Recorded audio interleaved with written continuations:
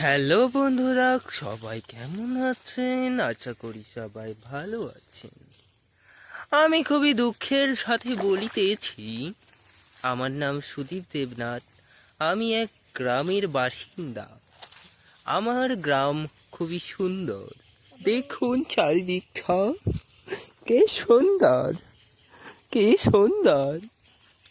খুবই দুঃখের সাথে বলিতেছি, এই আমার সাথে আছেন চন্দ্রদেবনাথ, আর এইখান দিয়ে নদী বয়ে যাচ্ছে। কি সুন্দর দৃশ্য! আহা!